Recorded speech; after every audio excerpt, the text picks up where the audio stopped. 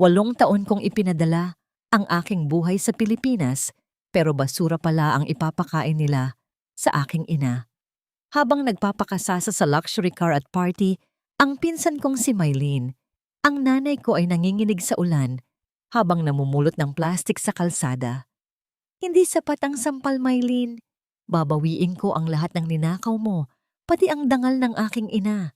Sino ba talaga ang tunay na hayop sa pamilyang ito? Huwag mong dungisan ang sasakyan ko. Matandang madusing. Umalis ka dyan sa harap ng gate kung ayaw mong ipahabol kita sa aso. Ang boses na yon, matinis vapuno ng pagkamuhi, ay tila isang matalim na balisong na humiwa sa gitna ng malakas na buhos ng ulan. Si Rafael, nakakarating pa lamang mula sa mahabang biyahe galing Dubai, ay napatigil sa gilid ng kalsada. Hawak niya ang isang maliit na pilus na kahon na naglalaman ng isang mamahaling singsing na brilyante, isang sorpresang pasalubong para sa kanyang ina na si Aling Teresa. 8 taon niyang tiniis ang init ng disyerto, ang pangungulila at ang pagod para lamang masigurong ang kanyang ina ay namumuhay na parang reyna sa probinsya. Ipinadala niya ang halos lahat ng kanyang kinikita kay Mylene, ang pinsan niyang pinagkakatiwalaan, upang itayo ang pinakamagarang bahay sa bayang ito ng Leyte. Ngunit ang eksenang bumungad sa kanya ay hindi ang mainit na yakap ng isang inang naghihintay. Sa halip, nakita niya ang isang marangyang SUV na kulay puti. Ang sasakyang binili niya gamit ang sariling pawis at dugo na humaharurot palayo at sadyang pinasabog ang maruming tubig mula sa kanal patungo sa isang matandang babaeng nakayukod sa putikan. Dahan-dahang binitiwan ni Rafael ang kanyang maleta. Ang kanyang paningin ay nakatutok sa matandang babaeng iyon na nanginginig sa ginaw, balot ng sako ng harina ang katawan upang magsilbing kapote. Ang babae ay dahan-dahang tumayo, pilit na inaayos ang mga basyong plastik at lata sa loob ng kanyang maduming sako. Nang humarap ito sa direksyon ni Rafael, tila huminto ang pag-ikot ng mundo. Ang mukhang iyon na dati ay bilugan, papuno ng nangiti sa mga video call, ngayon ay tuyot, nangungulubot, babakas ang matinding gutom. Ang kanyang ina, ang reyna ng kanyang buhay, ay isang basurera sa sarili nilang bayan. Nanigas ang buong katawan ni Rafael. Ang init ng kanyang galit ay sumalungat sa malamig na hanging dala ng ulan, ngunit wala siyang mailabas na boses. Ang kanyang lalamunan ay parang sinasakal ng 1,000 tinik. Ang singsing na hawak niya ay tila naging libu-libong tonelada ang bigat, dahilan upang manginig ang kanyang mga daliri. Hindi siya makapaniwala. Ang bawat sentimo na ipinadala niya, ang bawat sakripisyo niya sa ibang bansa, ay nasaan? Bakit ang kanyang ina ay mukhang isang kaluluwang naliligaw sa gitna ng kalsada habang ang bahay na pinaghirapan niya ay nagniningning sa karangyaan sa likod ng mataas na gate? Lalong sumikip ang dibdib ni Rafael nang makita niyang pinulot ng kanyang ina ang isang pirasong tinapay na nahulog sa putikan. Pinagpagan ito ng maruming kamay at maingat na itinago sa bulsa ng kanyang basang damit. Isang matinding pait ang lumaganap sa kanyang buong pagkatao. Ang bawat pintig ng kanyang puso ay tila isang malakas na hampas ng martilyo na dumudurog sa kanyang kaluluwa. Ang katahimikan sa pagitan nila, na tanging tunog lamang ng ulan ang naririnig, ay mas masakit pa kaysa sa anumang sigaw. Tumalikod ang matanda, hindi napapansin ang lalaking nakatayo sa di kalayuan, at nagsimulang maglakad ng papilay-pilay patungo sa isang maliit na barong-barong na gawa sa tagpi-tagping yero sa gilid ng bakod ng mansyon. Doon, sa ilalim ng tumutulong bubong, nakita ni Rafael ang isang manipis na banig na nakalatag sa matigas na semento. Napatingin si Rafael sa malaking mansyong nakatayo sa kanyang harapan. Doon, sa loob ng mainit at maliwanag na sala, nakita niya si Mylene na tumatawa habang humahawak ng baso ng alak, napapaligiran ng mga bagong kagamitan at mararangyang dekorasyon. Ang bawat halakhak nito ay tila isang insulto sa bawat patak ng luha ng kanyang ina. Naitanong ni Rafael sa kanyang sarili, sa gitna ng kanyang pagkaulila at pagkawasak. Para saan pa ang 8 taon ng aking pagpapakasakit kung ang tanging naipundar ko ay ang kalupitan para sa babaeng nagbigay sa akin ng buhay? Gaano kalalim ang sugat na itinuon ng mga taong pinagkatiwalaan ko? At hanggang kailan mananatiling bulag ang katarungan sa ilalim ng perang ninakaw mula sa pagmamahal ng isang anak? Walang silbi ang mga taong tamad. Kaya huwag ninyong asahan na magbibigay ako ng kahit 5 sa inyo. Kung gusto ninyong kumain, magtrabaho kayo. Hindi iyong nag-aabang kayo sa tapat ng gate ko na parang mga asong gutom. Ang matalas na tinig ni Mylene ay pumailan lang mula sa balkonahe ng mansyon. Mas masakit pa sa hagupit ng hanging amihan na dumadampi sa basang balat ni Rafael. Nakatayo ang lalaki sa labas ng mataas na rehas na bakal. Ang kanyang mga kamay ay mahigpit na nakakuyom hanggang sa bumaon ang kanyang mga kuko sa palad. Sa loob ng kanyang bulsa, ang maliit na kahon ng singsing ay tila nagbabaga, isang paalaala ng bawat oras na iginugol niya sa ilalim ng nakapapasong araw sa Dubai. Naniniwalang ang bawat patak ng kanyang pawis ay nagbibigay ng ginhawa sa kanyang ina. Ngunit ang katotohanan ay tila isang malakas na sampal na nagpamanhid sa kanyang buong pagkatao. Ang mansyong ito, na bawat semento at pintura ay binayaran ng kanyang pagod, ay naging isang kuta ng kasakiman kung saan ang kanyang sariling ina ay itinituring na isang basura. Dahan-dahang itinuon ni Rafael ang kanyang paningin sa kanyang mga kamay na puno ng kalyo mula sa pagbubuhat ng mabibigat na bakal. Mga kamay na hindi nagreklamo sa pagod dahil may pangarap siyang itinataguyod.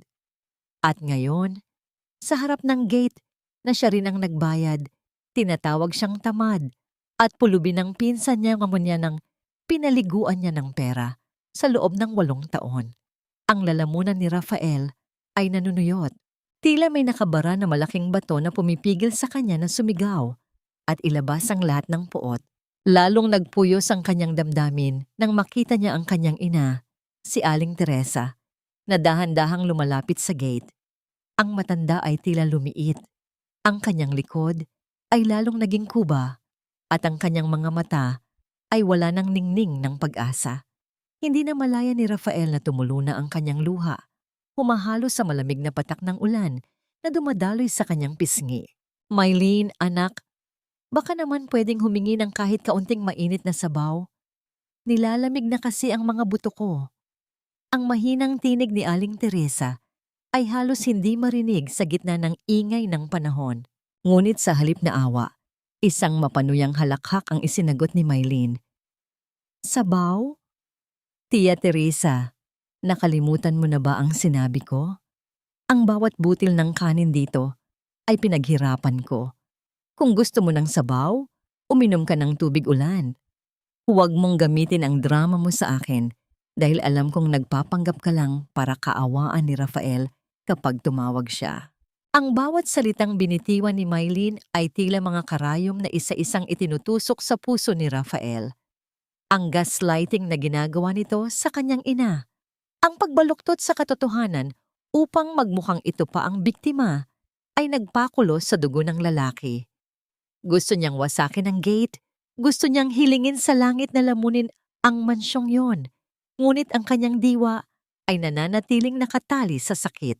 Bumaling ang matandang babae sa direksyon ni Rafael. Hindi niya nakilala ang sariling anak dahil sa suot nitong hood at sa dilim ng paligid. Sa kabila ng sariling hirap, sa kabila ng pang-aalipusta sa kanya, dahan-dahang iniabot ni Aling Teresa ang isang piraso ng tuyong tinapay na kanina lang ay pinulot niya sa putikan. Hele, iho, mukhang gutom ka rin at kanina ka pa nakatayo riyan sa ulan. Kunin mo na ito, mas kailangan mo ito kaysa sa akin. Bulong ng matanda habang pilit nang ngumingiti. Isang nangiting puno ng pagmamahal na kahit kailan ay hindi nagmaliw sa kabila ng kalupitan ng mundo. Napaluhod si Rafael sa putikan habang tinatanggap ang piraso ng tinapay.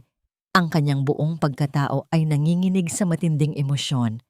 Ang tinapay na ito, na simbolo ng pinakamababang antas ng kahirapan ng kanyang ina, ay mas mahalaga pa sa lahat ng gintong kinita niya sa Dubai. Paano nagagawang tiisin ng isang ina ang lahat ng ito nang hindi nagrereklamo sa kanyang anak?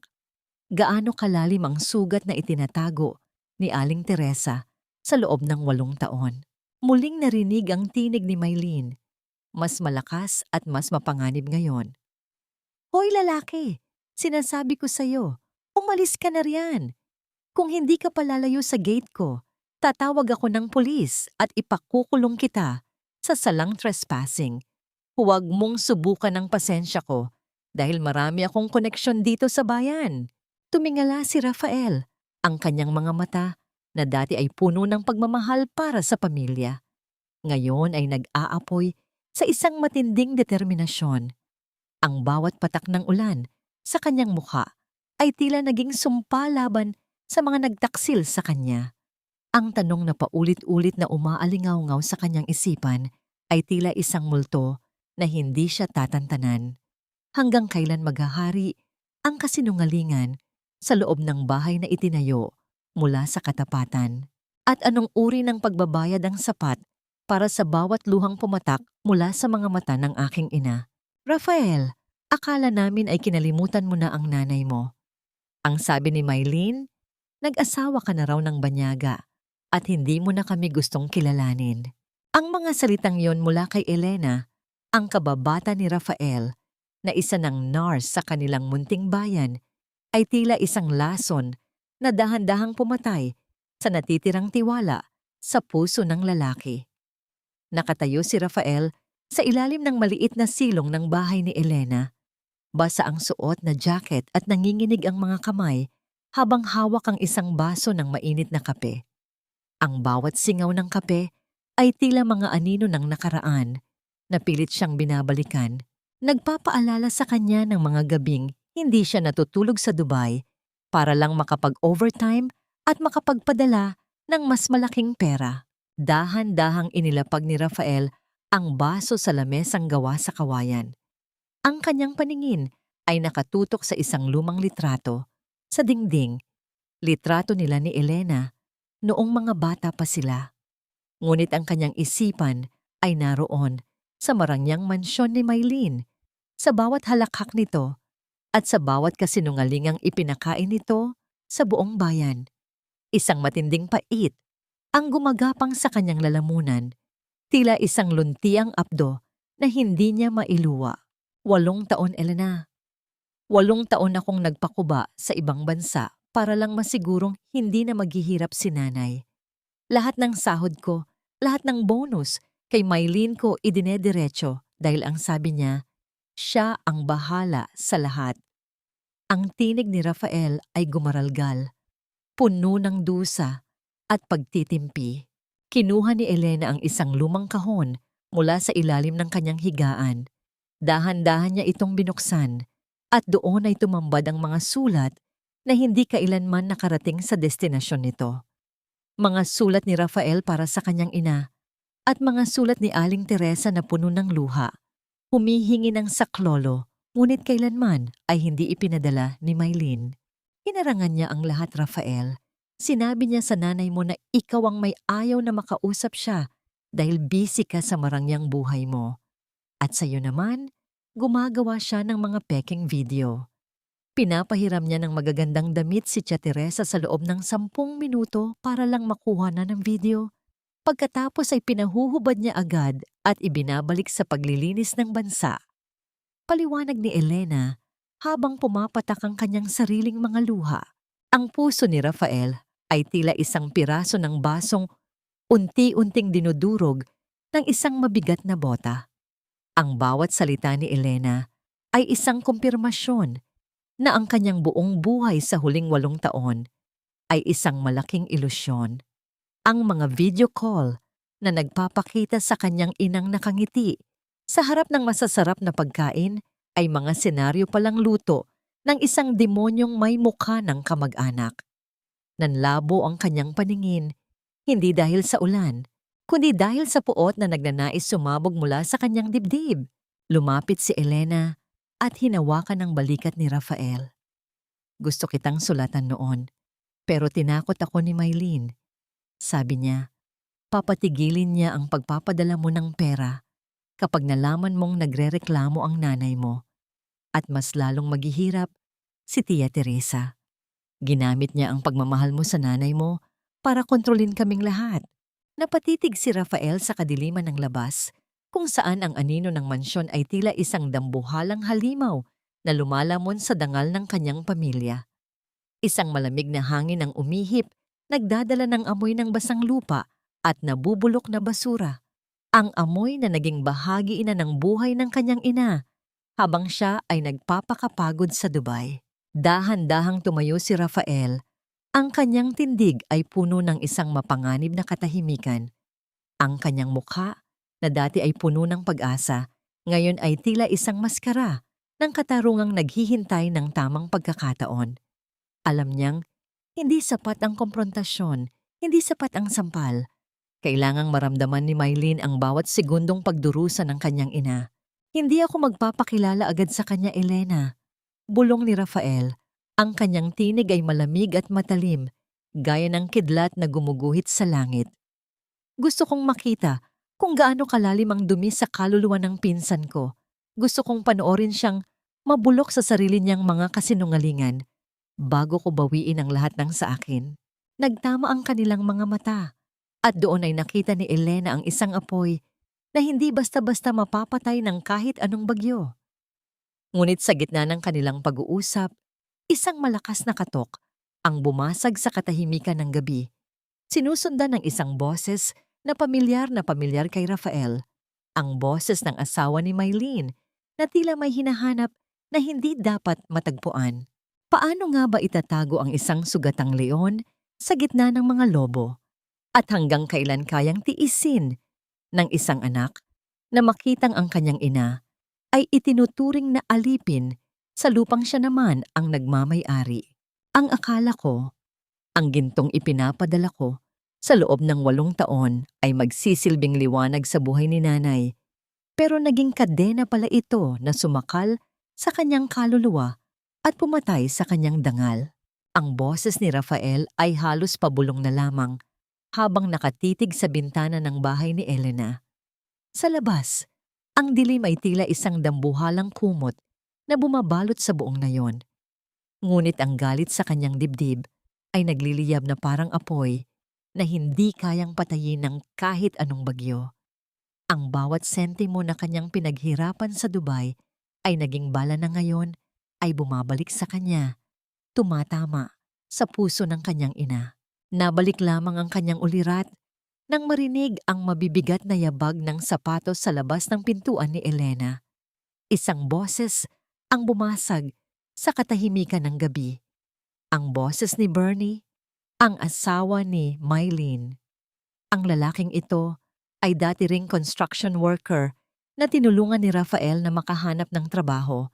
Ngunit ngayon ay tila nakalimutan na kung paano lumingon sa pinanggalingan. Elena, alam kong gising ka pa. May nakikita kaming kahina-hinalang lalaki na umaaligid sa mansyon kanina. Kapag nalaman kong pinatutuloy mo ang mga kung sino-sinong pulubi rito, malalagot ka kay Mylene. Alam mo namang ayaw niya ng mga maduming tao sa paligid ng property namin.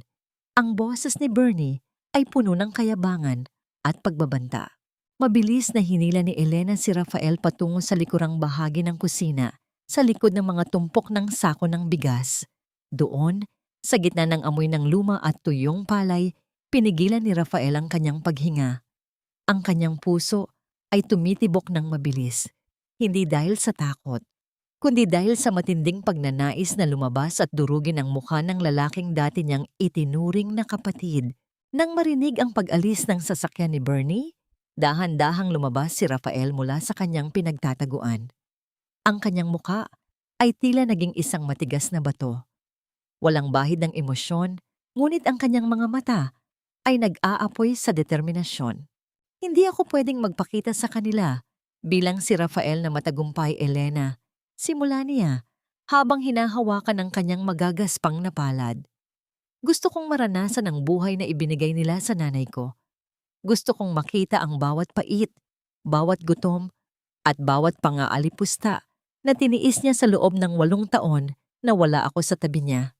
Napahawak si Elena sa kanyang dibdib, bakas ang pag-aalala sa kanyang mga mata. Anong balak mo, Rafael? Delikado ang iniisip mo. Si Mylene ay hindi na ang pinsan na nakilala mo. Puno na siya ng kasamaan at kayabangan. Isang mapait na ngiti ang gumuhit sa mga labi ni Rafael.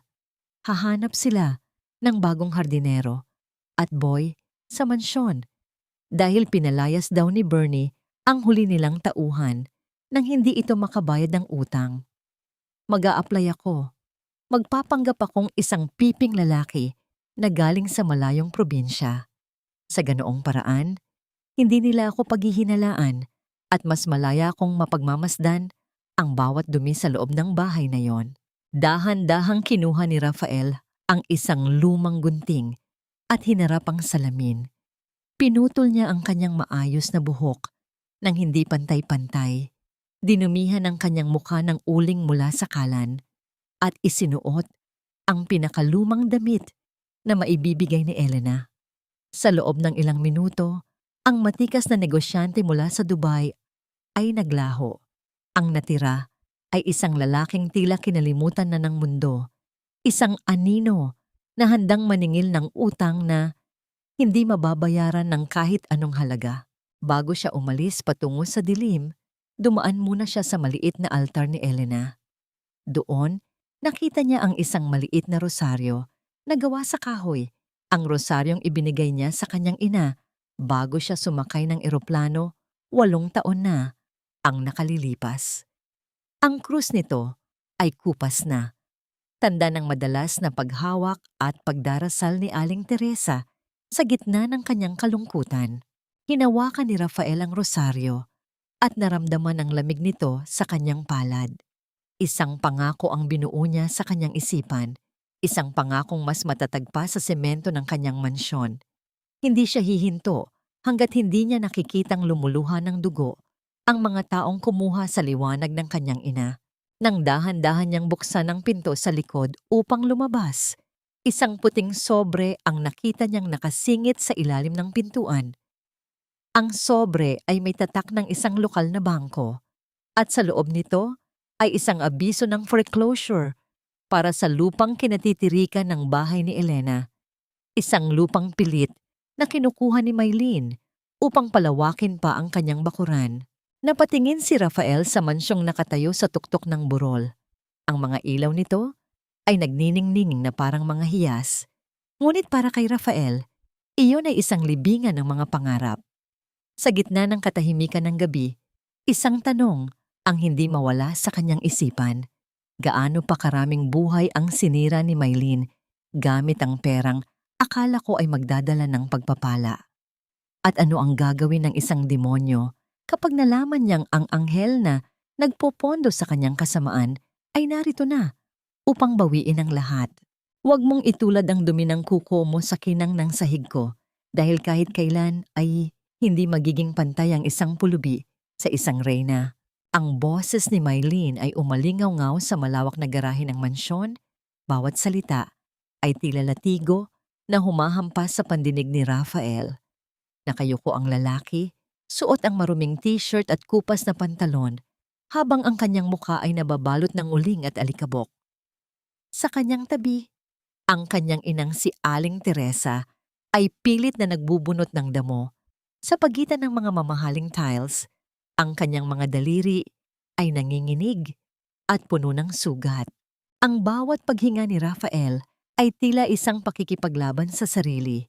Isang pakikipaglaban na huwag sumigaw, huwag manakit, at huwag ilantad ang katotohanan sa gitna ng matinding pag-aalipusta. Dahan-dahang lumapit si Bernie, ang asawa ni Mylene, at tinignan si Rafael mula ulo hanggang paa na parang isang hayop na ibinebenta sa palengke. Ang amoy ng mamahaling pabango ni Bernie ay humahalo sa amoy ng basang lupa. Isang mapait na paalaala ng agwat na nilikha ng kasinungalingan sa pagitan nila. Sabi ni Elena, "Piping lalaki ka raw, na galing sa bundok. Mukha ka namang malakas, Pero siguraduhin mong hindi ka tatanga-tanga rito. Ang gusto ni Mylene, mabilis kumilos at higit sa lahat, walang kibo. Marami kaming sikreto sa loob ng bahay na ito na hindi dapat lumalabas sa bakod. Ang wika ni Bernie habang iniitsa ang isang lumang walis tingting sa paanan ni Rafael. Tumango lamang si Rafael, pilit na itinatago ang nag-aapoy niyang mga mata sa ilalim ng kanyang gulugulong buhok. Ang bawat hakbang niya patungo sa kanyang ina ay tila isang paglalakad sa ibabaw ng nagbabagang pako. Nang makalapit siya, nakita niya ang isang maliit na plato sa tabi ng timba ng tubig ni Aling Teresa. Doon ay may nakalagay na ilang piraso ng tuyong isda na nilalantakan na ng mga langgam at isang dakok ng kanin na tila kanin baboy na sa sobrang lamig. Kainin mo na yan, Tia Teresa. Huwag kang maarte. Dahil sa mahal ng bilihin ngayon, dapat ay nagpapasalamat ka pa na pinapakain ka namin. Ang mataray na dugtong ni Mylene habang pinagmamasdan ang kanyang bagong manicure. At ikaw, piping lalaki, doon ka sa likod matutulog kasama ng mga aso. Doon din ang pwesto ng matandang yan dahil pareho lang naman kayong amoy lupa. Ang bawat pintig sa sentido ni Rafael ay tila isang babala ng paparating na bagyo. Nakita niyang dahan-dahang kinuha ng kanyang ina ang plato, ang kanyang mga mata ay nakatingin sa lupa. Tila tanggap na niya ang kanyang kapalaran bilang isang alipin sa bahay na itinayo ng sarili niyang anak. Isang matinding kirot ang gumapang sa puso ni Rafael nang makita ang kanyang ina na lumingon sa kanya at, sa kabila ng lahat, ay nag-alay pa ng isang pirasong isda sa kanya. Iniisip na marahil ay mas gutom ang bagong trabahador kaysa sa kanya. Hindi na nakapagpigil si Rafael. Dahan-dahan niyang kinuha ang mabigat na balde ng tubig mula sa mga kamay ng kanyang ina. Isang kilos na puno ng pag-iingat at lihim na pagmamahal. Ang kanilang mga balat ay nagdampi, ang magaspang at sugatang kamay ng ina at ang matigas na kamay ng anak. Sa sandaling iyon, tila may kuryenteng dumaloy sa katawan ni Aling Teresa. Tumingala ang matanda. Tila may pamilyar na init siyang naramdaman, ngunit mabilis na umiwas ng tingin si Rafael upang hindi mabisto ang kanyang pagbabalat kayo. Ang bawat segundo sa loob ng mansyong yon ay tila isang sadyang pagpapahirap sa kaluluwa ni Rafael. Nakikita niya kung paano gamitin ni Mylene ang bawat pagkakataon upang iparamdam sa kanyang ina na siya ay walang kwenta, na siya ay pabigat, at na ang tanging dahilan kung bakit siya naroon ay dahil sa utang na loob. Ang kabuktutan ng katwirang ito ay tila isang laso na dahan-dahang sumisira sa katinuan ni Rafael. Nang sumapit ang dapit hapon, isang insidente ang nagpatahimik sa buong paligid. Habang nagdadala ng tray ng mga kristal na baso, si Aling Teresa, patungo sa sala, biglang pinitik ni Bernie ang kanyang paa, dahilan upang matumba ang matanda at mabasag ang lahat ng baso sa semento. Ang tunog ng nababasag na kristal ay tila mga hiyaw ng katarungang pilit na ibinabaon sa limot. Ano ba? Napakatanda mo na. Wala ka na talagang naitutulong. Sigaw ni Mylene habang mabilis na lumalapit. Kinuha niya ang isang basag na piraso ng kristal at itinutok ito sa nanginginig na mukha ni Aling Teresa. Alam mo ba kung magkano ang set na ito? Isang buwan na sahod ito ng anak mong walang kwenta na nasa Dubai. Dahil sa katangahan mo, hindi ka kakain ng 2 araw. Nagdilim ang paningin ni Rafael. Ang bawat ugat sa kanyang braso ay lumitaw habang mahigpit niyang hawak ang isang mahabang gunting sa hardin. Ang kanyang paghinga ay naging mabigat at mainit. Tila isang bulkan na handa ng sumabog. Isang hakbang na lamang at maaari na niyang tapusin ang lahat. Ngunit sa huling sandali, nakita niya ang mga mata ng kanyang ina. Mga matang puno ng takot, hindi para sa sarili, kundi para sa piping lalaking baka madamay sa gulo. Dahan-dahang itinaas ni Mylene ang kanyang kamay, handa nang ihampas ang kanyang palad sa namumutlang pisngi ni Aling Teresa. Ang hangin ay tila tumigil sa pag-ihip, at ang tanging naririnig na lamang ay ang mabilis na tibok ng puso ni Rafael na humihingi ng katarungan sa gitna ng katahimikan. Paano mapipigilan ng isang anak ang kanyang sarili kapag ang taong nagbigay sa kanya ng buhay ay niyuyurakan na sa kanyang harapan? At anong klaseng halimaw ang kayang itago ng isang tao sa likod ng isang piping maskara bago ito tuluyang kumawala? Bitawan mo ang braso ko, ikaw na pipi ka. Ang lakas ng loob mong hawakan ako ng ganyan. Ang boses ni Maylene ay parang matalim na kuko na kumakayod sa lalamunan ni Rafael.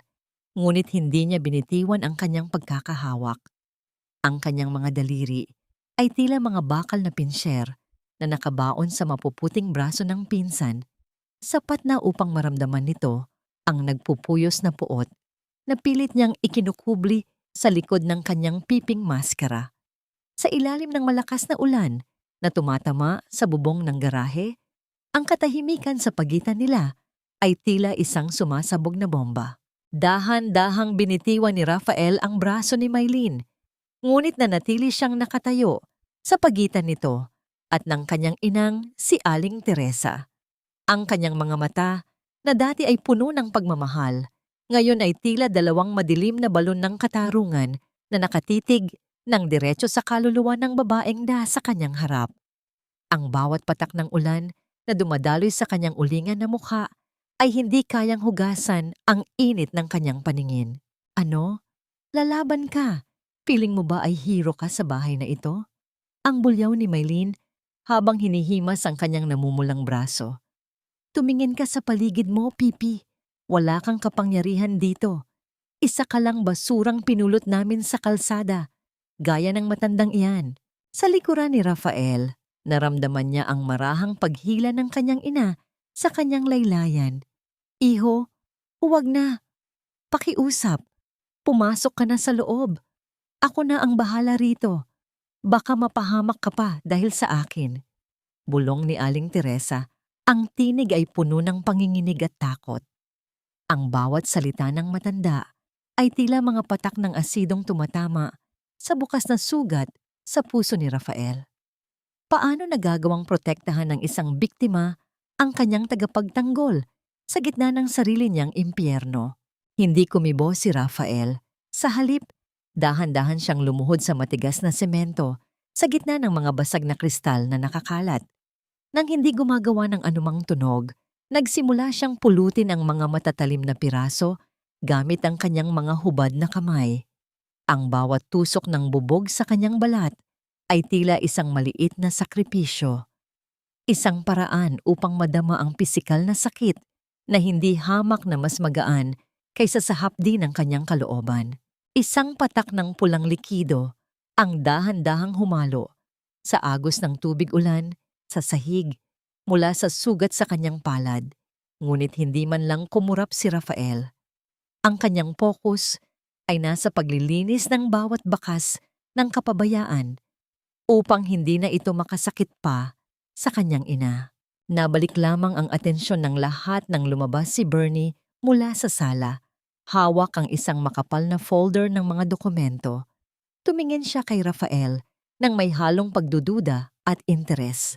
Ang paraan ng pagtayo ng bagong trabahador, ang lapad ng mga balikat nito, at ang hindi matitinag na presensya ay tila hindi tugma sa hitsura ng isang pulubing piping galing sa bundok. Maylene, tama na iyan. Hayaan mo na ang piping iyan na maglinis, sabi ni Bernie. Ngunit ang kanyang mga mata ay nanatiling nakatitig sa bawat kilos ni Rafael. Parang pamilyar sa akin ang paraan ng pagtingin ng lalaking ito. May kung ano sa kanya na hindi ko maipaliwanag.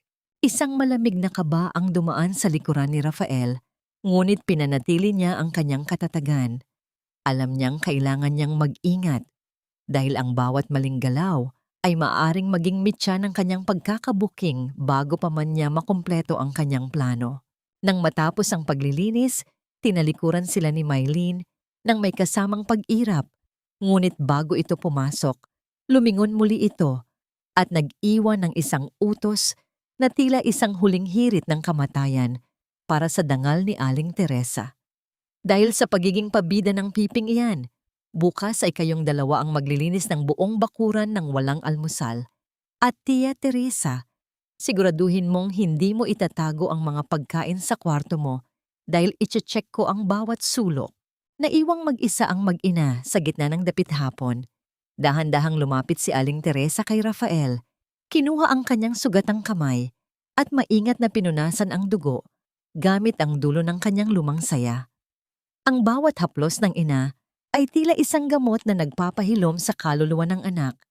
Ngunit kasabay nito ay ang panibagong sumpa sa isipan ni Rafael. Habang tinitingnan ng kanyang ina sa ilalim ng malamlam na ilaw ng garahe, napansin ni Rafael ang isang pasa sa leeg ni Aling Teresa na pilit nitong itinatago sa ilalim ng kwelyo.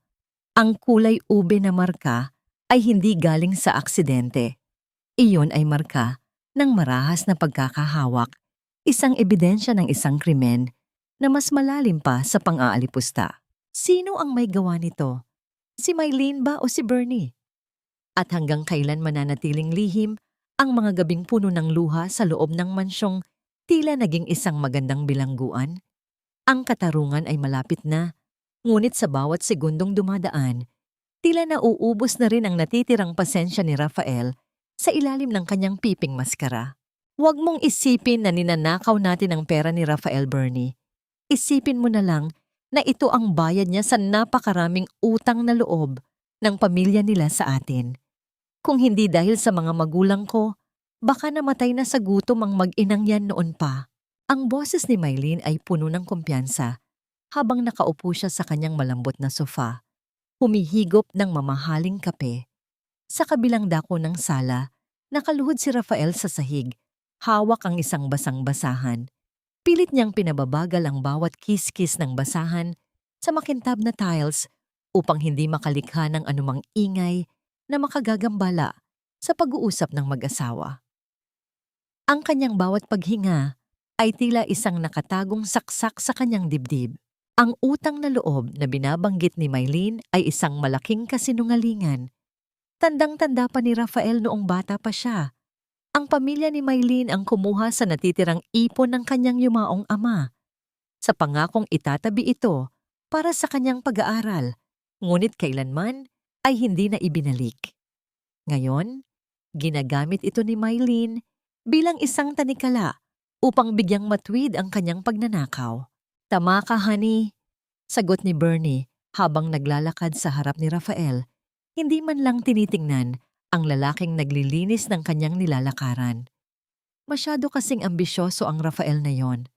Akala mo kung sinong bayani dahil nakapag-abroad. Hindi niya alam na habang nagpapakapagod siya roon, tayo ang nagpapakasarap sa mga bunga ng pinaghirapan niya. Actually, favor pa nga ang ginagawa natin dahil pinatitira pa natin dito ang nanay niya. Isang matinding pait ang lumaganap sa lalamunan ni Rafael. Ang mansyong ito, ang lupang kinatatayuan nito, at ang bawat gamit sa loob ay pag-aari niya. Ngunit sa paningin ng 2 taong ito, siya ay isa lamang ATM na kailangang gatasan, at ang kanyang ina ay isang basurang kailangang itago sa likod bahay. Dahan-dahang lumabas si Aling Teresa mula sa kusina. Bit-bit ang isang tray ng pagkain para sa mag-asawa. Ang kanyang mga hakbang ay mabigat at puno ng pag-aalinlangan. Nang mailapag niya ang tray, hindi sinasadyang natabig ni Mylene ang tasa ng kape. Dahilan upang mabasa ang kanyang bagong sutlang damit. Ano ba, Tia Teresa? Sinadya mo ba ito? Bulyaw ni Mylene. Ang mukha ay biglang nagbago mula sa pagiging reyna tungo sa isang halimaw. Alam mo ba kung magkano ang dress na ito? More than your life's worth. Napakawalang hiya mo talaga. Simula ngayon, bawas ang budget mo sa gamot. Matuto kang magdusa para matandaan mo ang katangahan mo. Napatitig si Aling Teresa sa kanyang mga kamay. Ang kanyang mga balikat ay bumagsak sa tindi ng kahihiyan. Pasensya na, Mylene. Hindi ko sinasadya. Medyo nanlalabo lang ang paningin ko dahil hindi pa ako nakakain simula kagabi. Isang mapanuyang tawa ang isinagot ni Bernie. Huwag mong gamitin ang gutom mo bilang rason. Magpasalamat ka at may bubong ka pa sa itaas ng ulo mo. Utang na loob mo sa amin ang bawat hininga mo sa loob ng mansyong ito. Sa ilalim ng lamesa, ang mga kamay ni Rafael ay mahigpit na nakahawak sa basahan hanggang sa mamuti ang kanyang mga kasukasuan. Ang bawat ugat sa kanyang braso ay nanginginig sa matinding pagnanais na tumayo at isampal sa mukha ng mga ito ang katotohanan. Ngunit bago siya makakilos, nakita niya ang isang sulyap mula sa kanyang ina. Isang sulyap na tila nagsasabing, "Hayaan mo na, iho, sanay na ako." Ang hapdi sa puso ni Rafael ay mas matindi pa sa anumang hirap na dinanas niya sa Dubai. Ang utang na loob na sinasabi nila ay naging isang madilim na tanikala na sumasakal sa dangal ng kanyang ina. Ang bawat sentimo na ipinadala niya ay naging instrumento ng pang-aalipin sa taong pinakamamahal niya. Nang makaalis ang mag-asawa patungo sa itaas, dahan-dahang lumapit si Rafael kay Aling Teresa. Nang hindi nagsasalita, kinuha niya ang basahan mula sa mga kamay ng ina at siya na ang naglinis ng natapong kape. Nagtama ang kanilang mga paningin at sa loob ng ilang segundo, tila naramdaman ni Aling Teresa ang isang pamilyar na haplos ng kaluluwa. "Mabait ka, iho," mahinang bulong ng matanda habang pilit na pinupunasan ng kanyang luha. "Sana ay ganyan din ang anak ko kung nasaan man siya ngayon. Sana ay hindi siya nakakaranas ng ganitong uri ng sakit." Isang malamig na hangin ang umihip mula sa nakabukas na bintana, nagdadala ng amoy ng paparating na ulan. Ngunit sa likod ng mansyon, sa madilim na sulok ng kusina, isang lihim na usapan ang narinig ni Rafael sa pagitan ni Bernie at ng isang estranghero sa telepono. "Oo, siguraduhin mong malinis ang pagkakagawa. Kapag dumating si Rafael sa susunod na buwan, dapat ay wala na rito ang matanda para wala nang magsumbong. Ipalabas nating nawala siya dahil sa kanyang sakit." Nanigas ang buong katawan ni Rafael. Ang plano ng mag-asawa ay hindi lamang pagnanakaw. Ito ay isang unti-unting pagpatay. Anong uri ng kasamaan ang handang gawin ng isang tao para lamang sa pera? At hanggang kailan mananatiling nakatago ang matalim na kuko ng mga lobo sa loob ng bahay na itinayo mula sa pagmamahal? "Iho, huwag mo nang pakialaman ang lumang kahon na yan. Wala namang laman iyan, kundi mga basurang papel at mga lumang alaala na dapat nang ibaon sa limot." Ang boses ni Aling Teresa ay tila isang mahinang ihip ng hangin, puno ng pagod at pagsuko. Habang nakasandal siya sa malamig na pader ng kanilang munting barong-barong.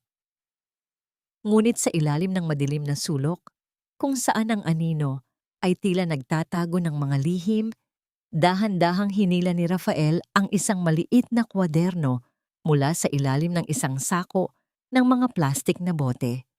Ang pabalat nito ay punit-punit na, kulay kape, dahil sa dumi at basa ng ulan. Ngunit para kay Rafael, ang bawat himaymay ng papel na ito ay tila isang bahagi ng puso ng kanyang ina na pilit niyang binubuksan.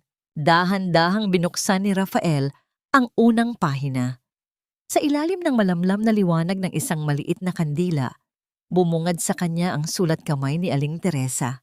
Mga letrang tila nanginginig. Bawat isa ay tila isang bakas ng luhang natuyo na. Utang kay Aling Nena, 50 piso para sa gamot sa rayuma.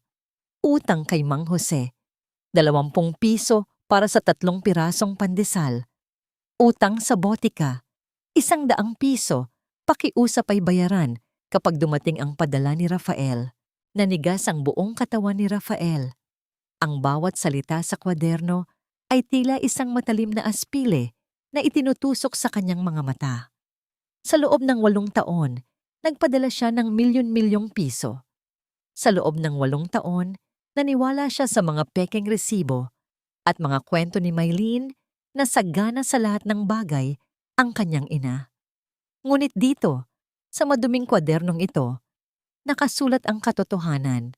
Ang kanyang ina ay nabubuhay sa utang, namamalimos ng barya-barya para lamang sa isang pirasong tinapay at isang butil ng gamot.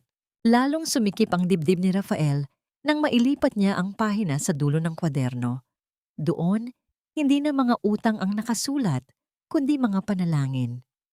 Panginoon, bantayan mo po ang aking anak sa Dubai. Huwag mo pong hayaang malaman niya ang kalagayan ko rito.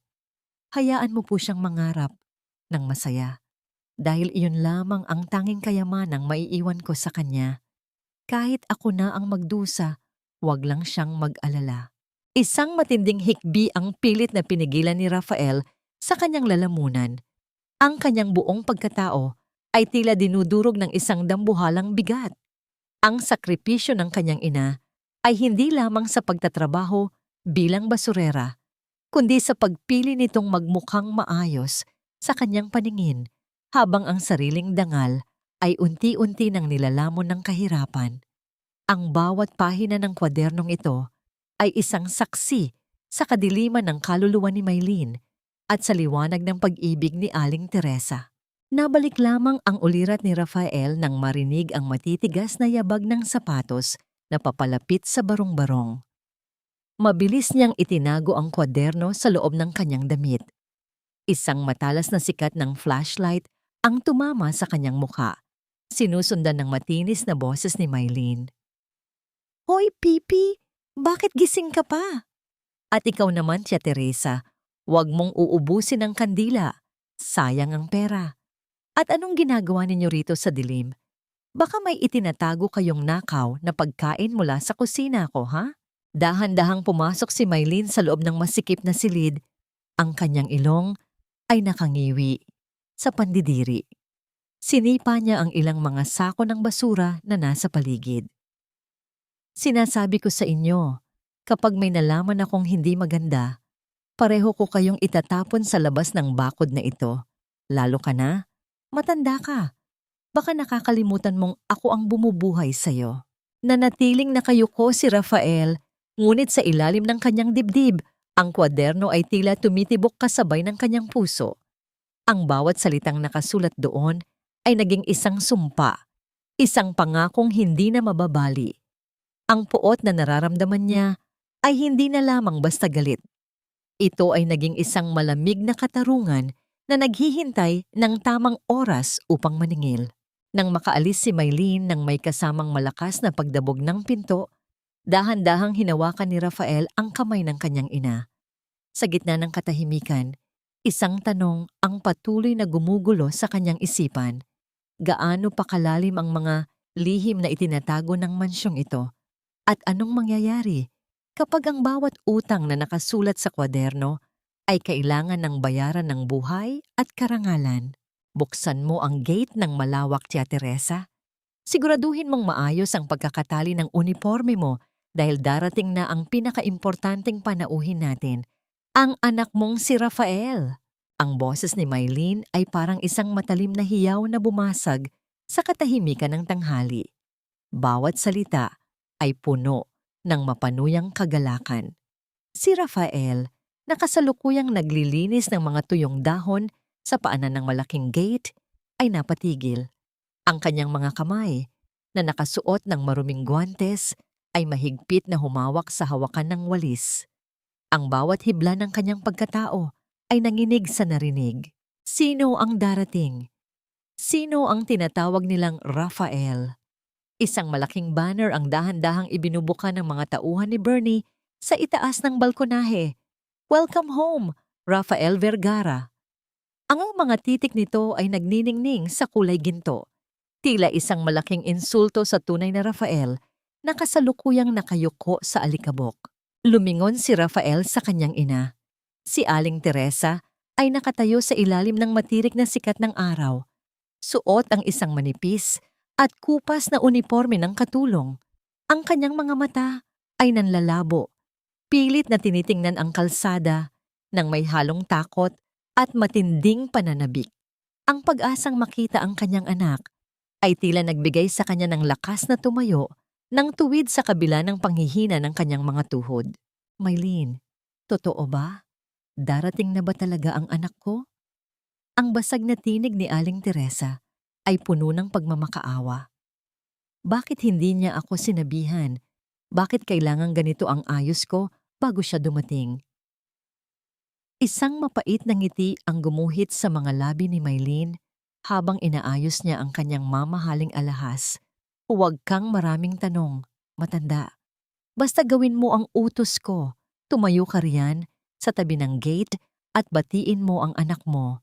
Ipakita mo sa kanya kung gaano ka namin inaalagaan dito. Dahan-dahang lumapit ang isang itim na kotse sa harap ng mansyon. Nang bumukas ang pinto, lumabas ang isang lalaking naka-Amerikana, nakasuot ng itim na salamin at may tindig na tila isang matagumpay na negosyante.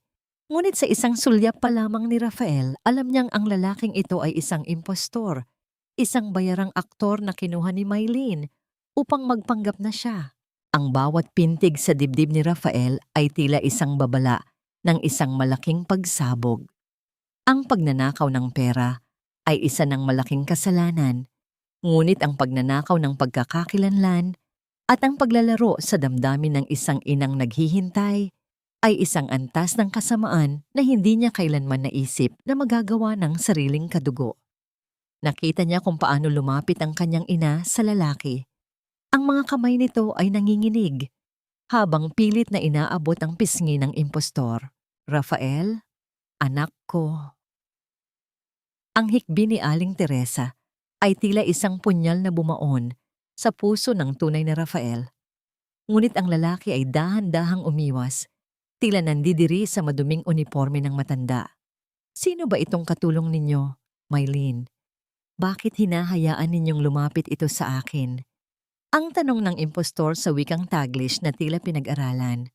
Isang malakas na halakhak ang pinakawalan ni Mylene at Bernie habang pinagmamasdan ng eksenang iyon. Ang bawat tawa nila ay tila mga martilyo na dumudurog sa dignidad ni Aling Teresa, na ngayon ay nakatayo lamang sa gitna ng initan, luhaan at nalilito kung bakit ang anak na kanyang inalagaan ay tila isang estranghero na ngayon. Nakatitig lamang si Rafael mula sa gilid. Ang kanyang mga mata ay nag-aapoy sa isang matinding puot. Ang kanyang plano ay dahan-dahang nabubuo sa kanyang isipan. Isang katarungang mas matindi pa sa anumang bagyo. Ang bawat tawa ni Mylene, ang bawat patak ng luha ng kanyang ina, at ang bawat hakbang ng impostor sa loob ng kanyang mansyon ay itinatala niya sa kanyang memorya. Anong uri ng laro ang sinimulan ni Mylene sa pamamagitan ng pagdadala ng isang huwad na anak? At hanggang kailan kayang tiisin ni Rafael na makitang ang kanyang ina ay dinadaya ng isang kasinungalingang mas masahol pa sa kamatayan? Ang gabi ng pagtutuos ay malapit na, ngunit sa ngayon, ang katanungang bumabalot sa hangin ay sino ang tunay na mawawalan kapag ang lahat ng maskara ay tuluyan ng nalaglag. Siguraduhin mong puno ang bawat baso ng alak ng mga bisita at huwag na huwag kang magpapakita ng mukhang pagod, Tia Teresa. Nakakahiya sa mga kaibigan namin na makitang ganyan ang hitsura ng nanay ng isang milyonaryo. Ang tinig ni Mylene ay parang isang matalas na hiwa sa gitna ng malakas na tugtugin at tawanan sa loob ng mansyon. Sa gitna ng sala na puno ng mga kumikinang na chandelier at mamahaling dekorasyon, si Aling Teresa ay tila isang maliit na anino na pilit na binubura ng liwanag. Nakasuot siya ng isang unipormeng kulay puti na masyadong malaki para sa kanyang payat na pangangatawan. Bit-bit ang isang mabigat na tray ng mga bote ng alak. Ang bawat hakbang niya ay tila isang pakikipaglaban sa sariling mga tuhod na nanginginig sa pagod at gutom. Sa isang sulok ng hardin, malapit sa malalaking bintana, si Rafael ay nakatayo sa dilim, hawak ang isang basahan habang pilit na nililinis ang mga bakas ng sapatos ng mga panauhin sa semento. Ang kanyang paningin ay nakatitig ng diretso sa loob ng bahay. Nakita niya ang impostor, ang lalaking nagpapanggap na siya, na nakaupo sa gitna ng sala. May hawak na baso ng mamahaling whiskey at nagkukwento ng mga kasinungalingan tungkol sa buhay sa Dubai. Ang bawat halakhak ng mga bisita at ang bawat papuring ibinibigay nila sa impostor ay tila mga saksak ng kutsilyo sa dibdib ng tunay na Rafael. Ito ang perang ipinadala niya para sa katahimikan ng kanyang ina, ngunit ngayon ay ginagamit upang ipang-aliw sa mga taong wala namang kinalaman sa kanyang paghihirap.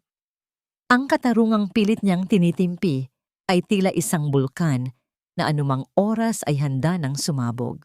Nabalik lamang ang ulirat ni Rafael nang pumasok si Elena sa gate. Nakasuot siya ng isang simpleng damit, ngunit ang kanyang mga mata ay puno ng lungkot at galit habang pinagmamasdan ang paligid. Nang magtama ang kanilang paningin ni Rafael, isang tahimik na pangako ang dumaan sa pagitan nila. Alam ni Elena ang katotohanan at ang kanyang presensya ay tila isang anghel na saksi sa impyernong nararanasan ng mag-ina. Isang eksena sa loob ng sala ang kumuha sa atensyon ng lahat. Nakita ni Aling Teresa na may isang maliit na himulmol ng sinulid sa balikat ng coat ng impostor. Sa kabila ng lamig na ipinakita nito kanina, ang puso ng isang ina ay hindi nakakalimot. Dahan-dahang lumapit ang matanda, inilapag ang tray, at maingat na itinaas ang kanyang nanginginig na kamay upang alisin ang sinulid sa balikat ng lalaking akala niya ay kanyang anak. Isang kilos ng wagas na pagmamahal, isang maliit na pag-aaruga na tila nagsasabing, kahit kinalimutan mo na ako, nandito pa rin ako para sa'yo. Ngunit sa halip na pasasalamat, isang marahas na pagtulak ang ginawa ng impostor. Sabi ng, "Wag mo akong hahawakan. Nakikita mo bang may kausap ako? Mylene, pagsabihan mo nga itong katulong ninyo na huwag masyadong feeling close." Ang bulyaw ng lalaki, na tila diring-diri sa haplos ng matanda. Nabitawan ni Aling Teresa ang tray at ang tunog ng pagbagsak nito sa sahig ay tila isang iyak ng katarungang matagal nang ibinaon sa limot. Ang mga baso ay nagkadurog-durog at ang mapulang alak ay kumalat sa puting tiles, tila isang lawa ng dugo sa gitna ng kasiyahan. Tumakbo si Mylene patungo sa matanda at hinablot ang braso nito ng napakahigpit. "Napakalaki ng perwisyo mo. Umalis ka rito. Doon ka sa labas magtiis hanggang sa matapos ang party. Huwag kang papasok hanggat hindi ko sinasabi." Dahan-dahang lumabas si Aling Teresa, nakayuko at luhaan, patungo sa dilim ng hardin kung saan nakatayo si Rafael. Ang ulan ay nagsimula nang pumatak ng marahan, tila nakikiramay sa bawat hikbi ng matanda. Sa ilalim ng puno ng mangga, naramdaman ni Aling Teresa ang isang matigas at mainit na kamay na humawak sa kanyang balikat. Isang haplos na hindi puno ng galit, kundi ng isang pamilyar na proteksyon. Tumingala ang matanda at nakita ang piping lalaki na nakatitig sa kanya. Sa mga mata ni Rafael, nakita niya ang isang apoy na hindi niya maipaliwanag. Isang tanong ang dahan-dahang nabuo sa isipan ni Aling Teresa habang pinagmamasdan ang mga mata ng trabahador na tila kumikinang sa gitna ng kadiliman. Sino ba talaga ang lalaking ito na tila dinadamayan siya sa bawat patak ng kanyang luha at bakit ang kanyang puso ay tila nakakakilala sa bawat pintig ng pagmamahal na nagmumula sa isang estranghero? Maging mapagkumbaba kayo sa harap ng aking pinsan dahil ang bawat sentimong ginagastos natin sa gabing ito ay galing sa kanyang tagumpay sa Dubai. Si Rafael Vergara ang patunay na ang dugo ng aming pamilya ay ginto. Ang boses ni Mylene ay pumailan lang sa buong sala, puno ng pagmamayabang habang itinuturo ang impostor na nakaupo sa gitna ng mga bisita. Ngunit sa gitna ng malakas na palakpakan, isang figura ang dahan-dahang humakbang mula sa dilim ng hardin patungo sa nagniningning na liwanag ng pintuan. Ang piping lalaki na dati ay nakayuko at marumi ay nakatayo na ngayon ng tuwid. Ang bawat hakbang niya sa makintab na tiles ay tila isang pagyanig ng katarungan na matagal nang hinihintay ng lupang ito. Dahan-dahang itinaas ni Rafael ang kanyang kamay at tinanggal ang suot na maruming hood. Sa pamamagitan ng isang basang tela, pinunasan niya ang uling sa kanyang muka sa harap ng lahat. Ang mga bisita ay natahimik. Ang musika ay tila naglaho at ang tanging naririnig na lamang ay ang mabilis na paghinga ni Mylene na biglang namutla. Itigil mo na ang palabas na ito, Mylene. Dahil ang totoong nagmamay-ari ng bahay na ito ay nandito na. Ang boses ni Rafael ay malalim, mariin, at puno ng awtoridad.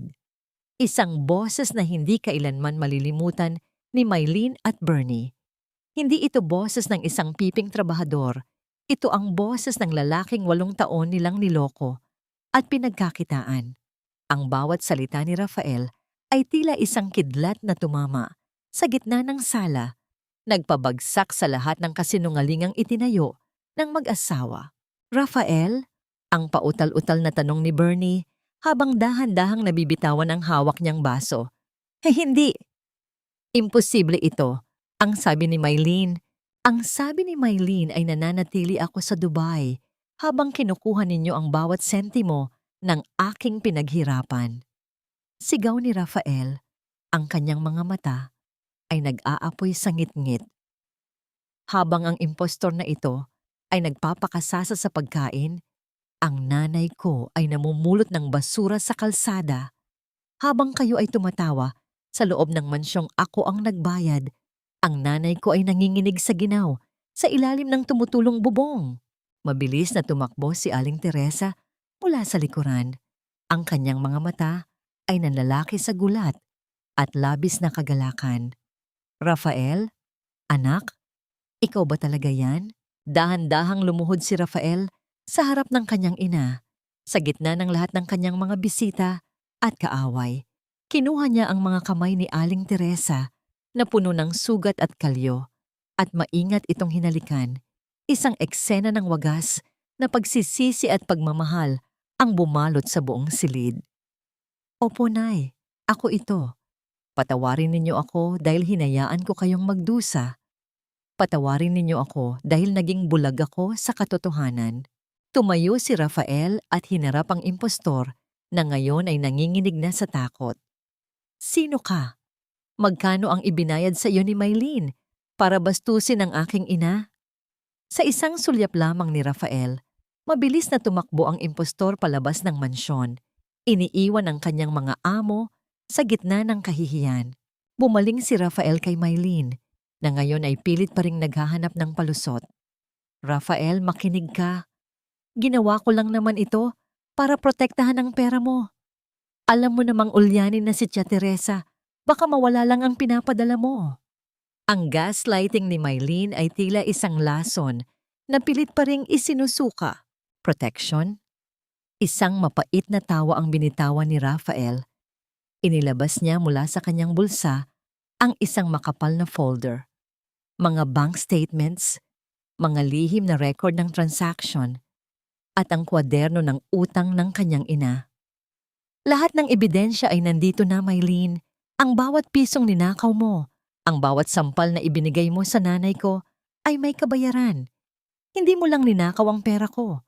Ninakaw mo ang dangal ng aking ina sa loob ng 8 taon. Ang katahimikan sa mansyon ay tila isang mabigat na hatol. Ang mga bisitang kanina ay nakikipagtawanan kay Mylene, ngayon ay nakatingin sa kanya nang may pandidiri.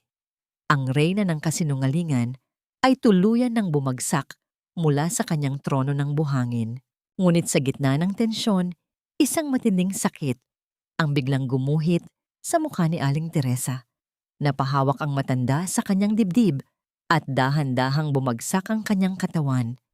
Ang bawat sigaw ni Rafael ay tila naglaho habang sinalo niya ang kanyang ina.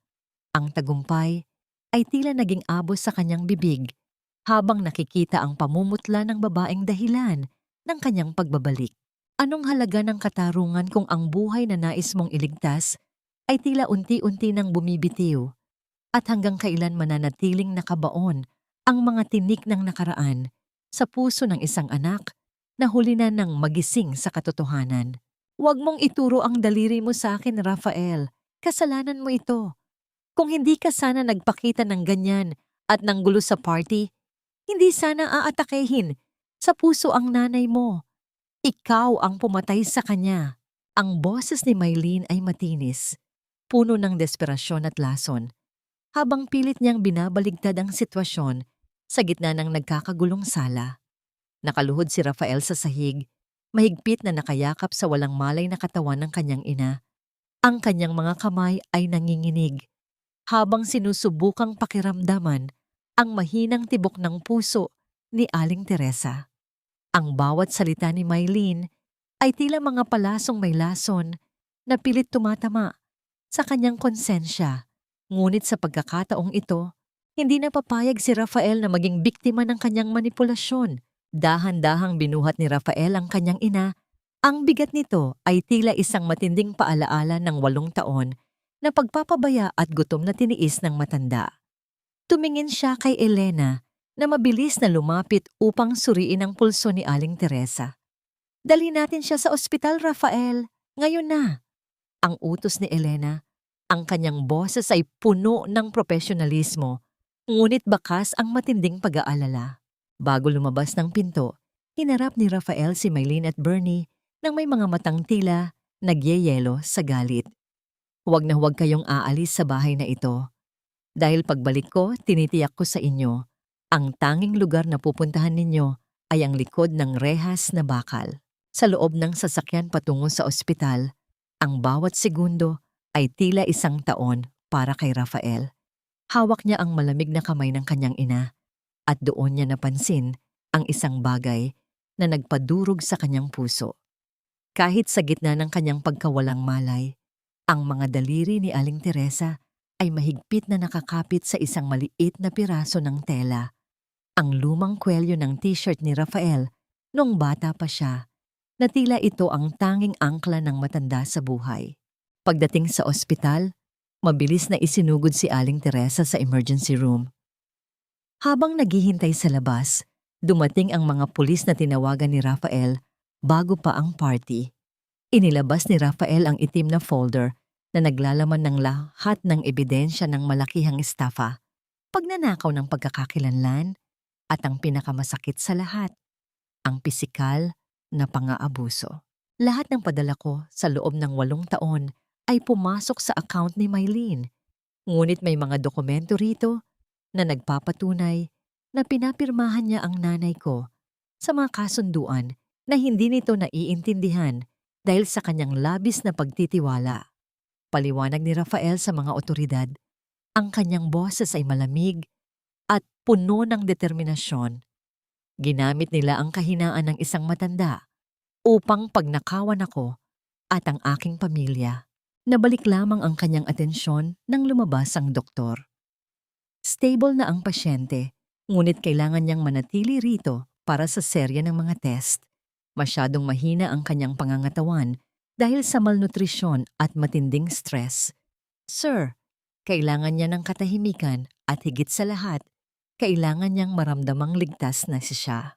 Isang malalim na buntong hininga ang binitawan ni Rafael.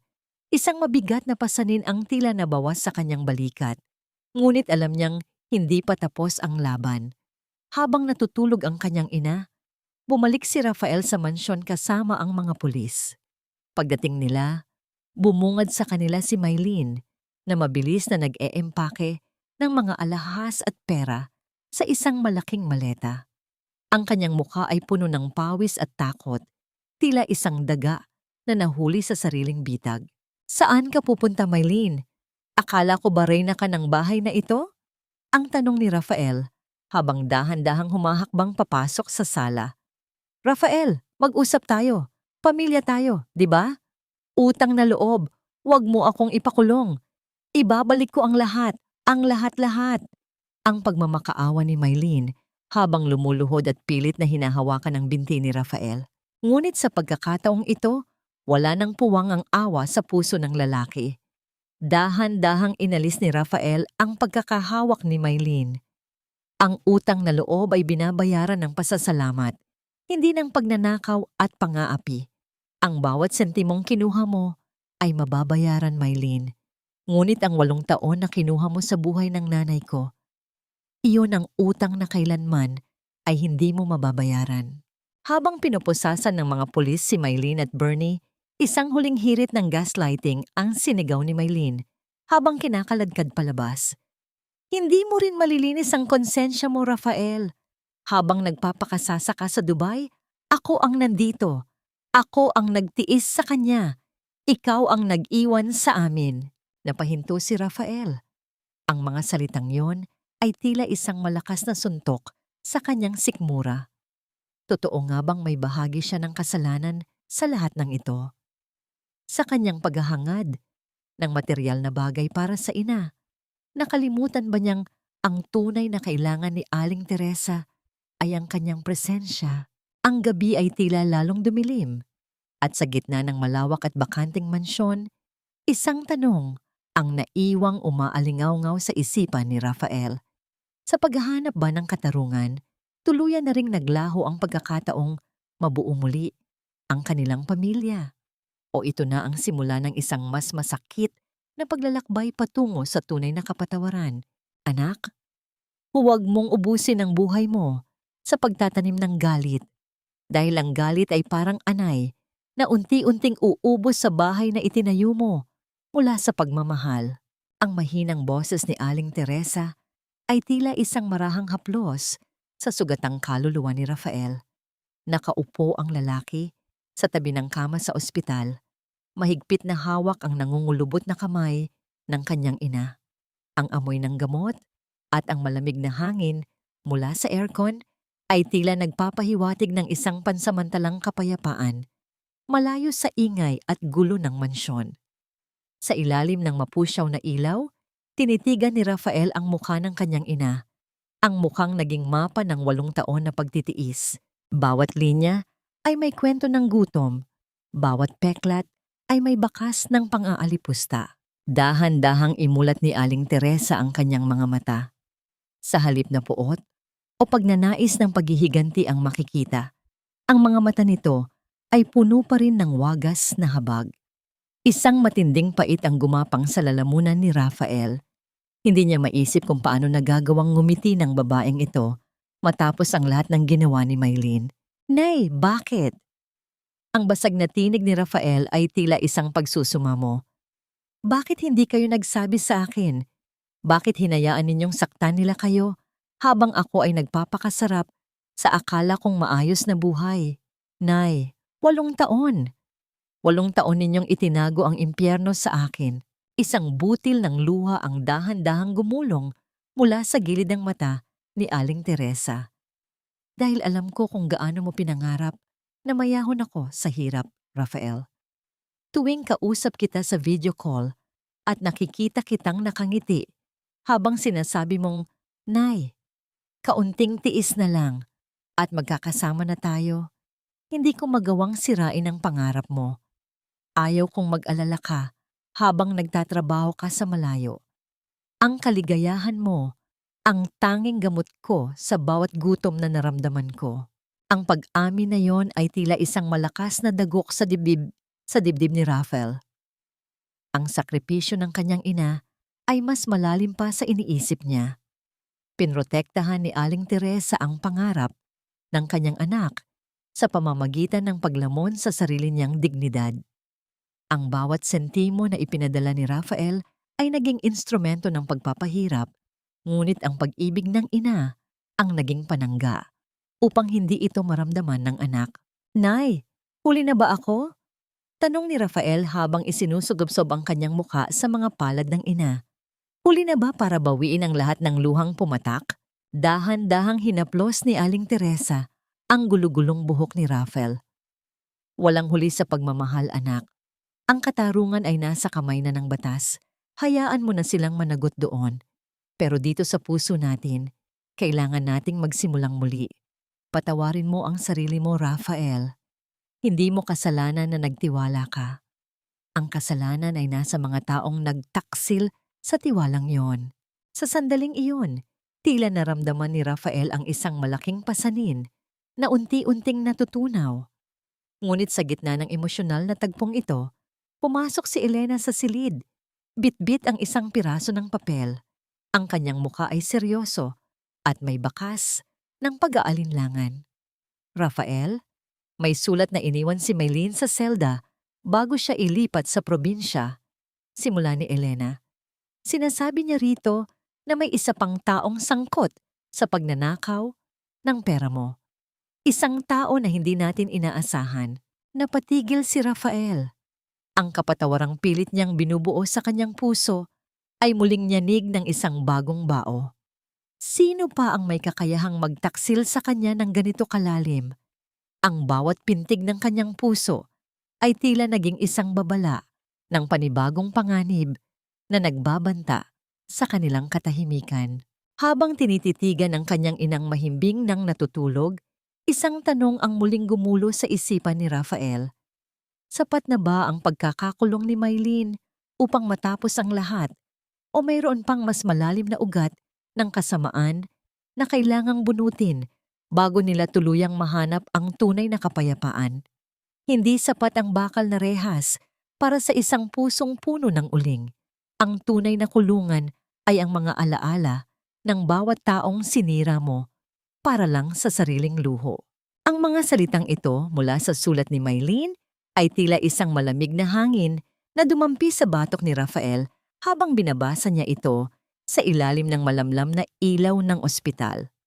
Sa tabi niya, si Elena ay tahimik na naghihintay. Ang kanyang mga kamay ay magkahawak sa kaba.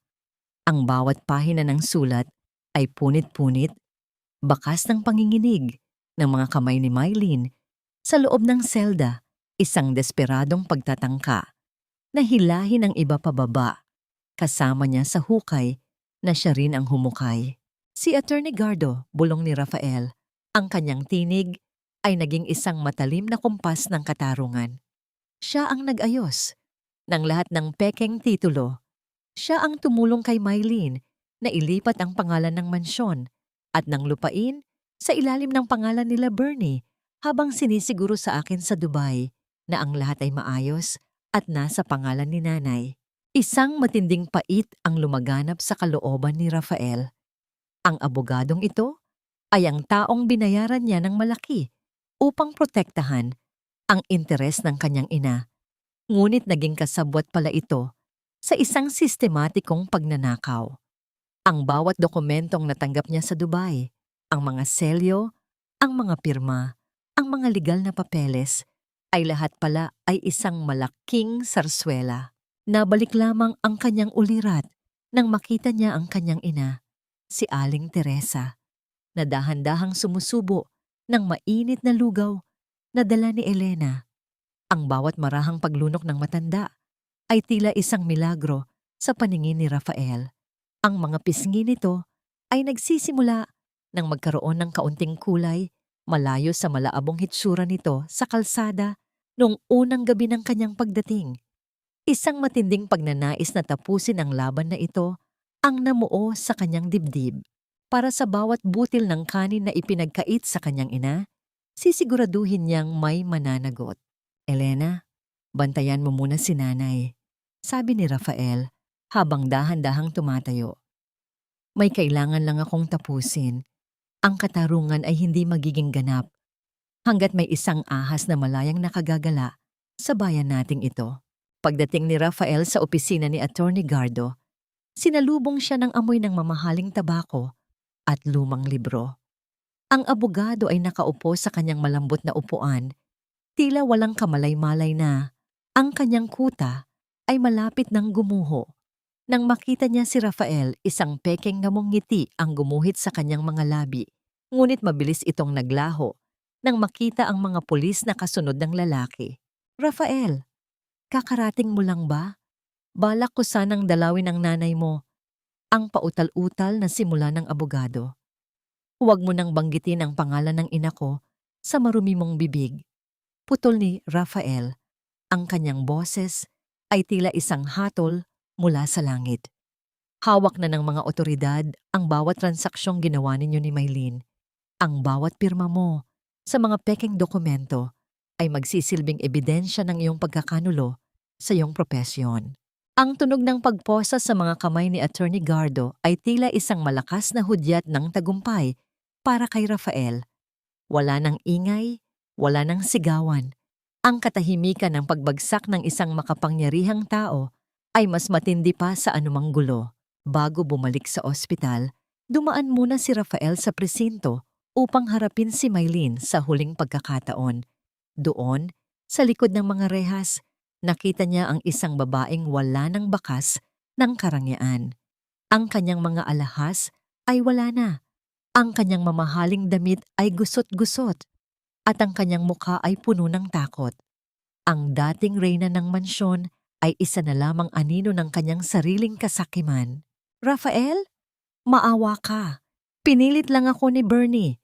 Siya ang may gusto ng lahat ng ito. Ang pagmamakaawa ni Mylene habang nakakapit sa bakal. Tiningnan siya ni Rafael nang may halong habag at pandidiri. Hindi ang bakal na ito ang kulungan mo, Mylene. Ang tunay mong kulungan ay ang katotohanang sa tuwing ipipikit mo ang iyong mga mata, makikita mo ang mukha ng aking inang nanginginig sa ulan habang ikaw ay nagsasaya. Iyan ang karmang habambuhay mong dadalhin. Nang lumabas si Rafael mula sa presinto, ang araw ay dahan-dahang sumisikat, nagbibigay ng bagong liwanag sa bayan ng Leyte. Ngunit sa gitna ng kanyang tagumpay, isang mensahe mula kay Elena ang nagpabilis ng kanyang tibok ng puso. Rafael, bumalik ka agad. May gustong ibigay sa iyo si Tia Teresa. Isang bagay na itinatago niya sa loob ng 8 taon. Ano pa ang maaaring itago ng isang inang tila wala na ngang pag-aari? At paano babaguhin ng huling lihim na ito ang pananaw ni Rafael sa lahat ng kanyang pinaghirapan? Akala mo ba, Rafael, ay wala akong itinira para sa iyo? Akala mo ba ay hinayaan ko na lang na lamunin ng iba ang lahat ng pinaghirapan mo? Ang mahinang tinig ni Aling Teresa ay tila isang banayad na kumpas sa gitna ng katahimikan ng silid sa ospital. Nakabalik na si Rafael, pagod ngunit panatag ang loob, matapos ang pagkakaresto kay Attorney Gardo. Ang sikat ng umaga ay dahan-dahang sumisilip sa bintana, nagbibigay ng gintong liwanag sa puting kumot na bumabalot sa kanyang ina. Dahan-dahang umupo si Rafael sa tabi nito, kinuha ang kanyang kamay, at naramdaman ang init na dahan-dahang bumabalik sa katawan ng matanda. Nay, sapat na ang nalaman ko. Sapat na ang katarungang nakamit natin. Bulong ni Rafael habang hinahalikan ang likod ng palad ng ina. Wala na tayong dapat pang isipin, kundi ang paggaling ninyo. Ngunit umiling si Aling Teresa. Itinuro niya ang kanyang lumang sako, ang sakong ginamit niya sa pangangalakal ng basura na ngayon ay malinis na at nakatabi sa ilalim ng lamesa. Kunin mo ang sako na yan, anak. Buksan mo ang lihim na tahi sa bandang ilalim. Nagtaka si Rafael, ngunit sinunod niya ang utos ng ina. Gamit ang isang maliit na gunting, dahan-dahan niyang binuksan ang makapal na tahi sa pinakailalim ng maduming sako. Doon, sa loob ng isang plastik na balot ng masking tape, ay may isang maliit na bagay na matigas. Nang mabuksan niya ang balot, bumungad sa kanya ang isang lumang passbook ng bangko at isang titulo ng lupa. Nanlaki ang mga mata ni Rafael. Ang titulo ay hindi para sa mansyong itinayo niya. Ito ay para sa isang malawak na bukid sa kabilang bayan. Ang bukid na matagal nang pangarap bilhin ng kanyang yumaong ama. Paano ninyo ito nagawa, Nay? Ang pautal-utal na tanong ni Rafael. Sa loob ng 8 taon, tuwing binibigyan ako ni Mylene ng kaunting barya para pampalubag loob, o tuwing may nakukuha akong pera mula sa mga plastik na ibinebenta ko, hindi ko yun ginagastos lahat. Paliwanag ni Aling Teresa. Ang kanyang mga mata ay nagniningning sa kagalakan. Itinatabi ko ang bawat sentimo sa bangko na yon sa ilalim ng pangalan mo.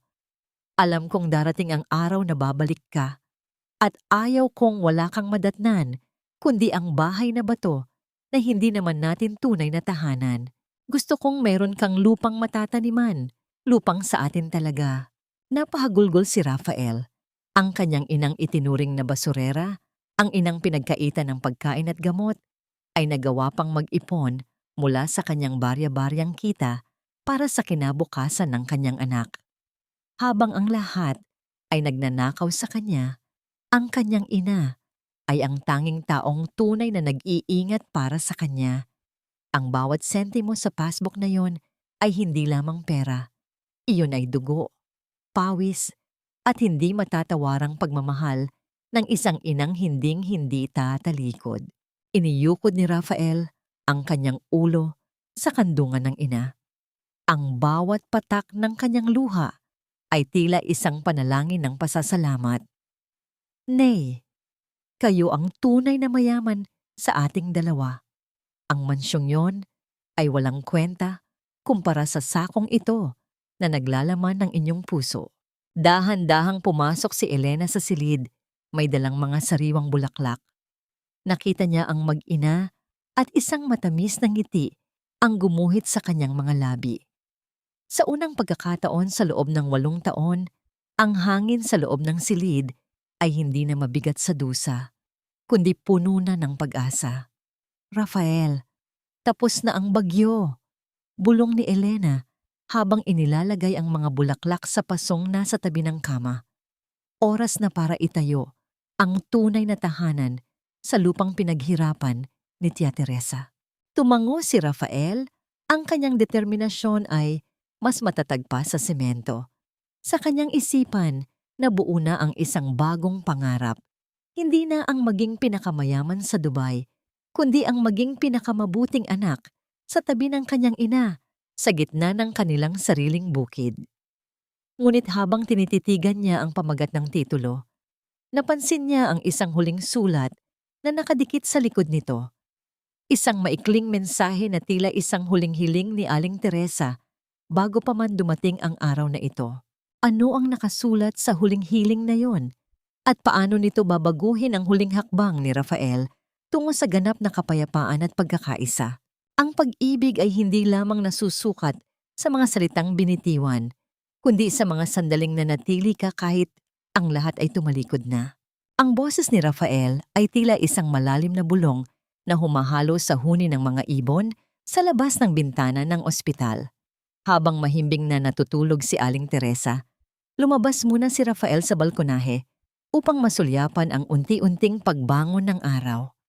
Sa kanyang tabi, nakatayo si Elena, ang babaeng naging anino ng pag-asa para sa kanyang ina sa loob ng 8 taon na siya ay nasa malayo.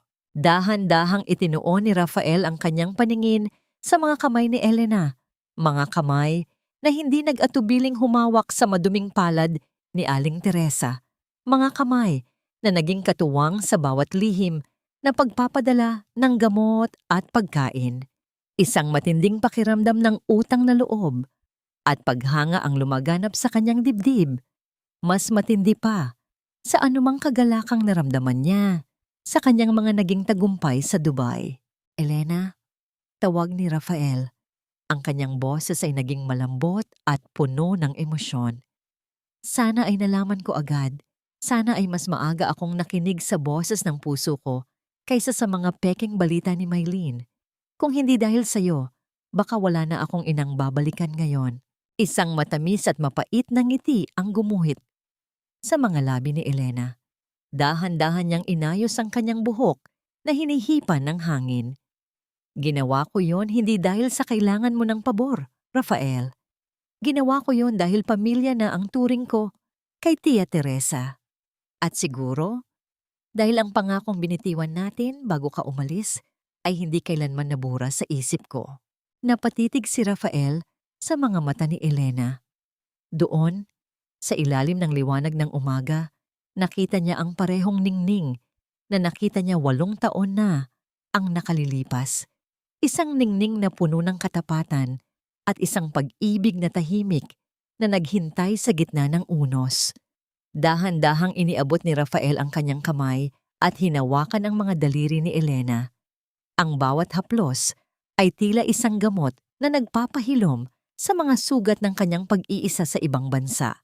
Wala silang binitiwang salita, ngunit sa higpit ng pagkakahawak ng kanilang mga kamay, tila nagkaroon ng isang bagong kasunduan.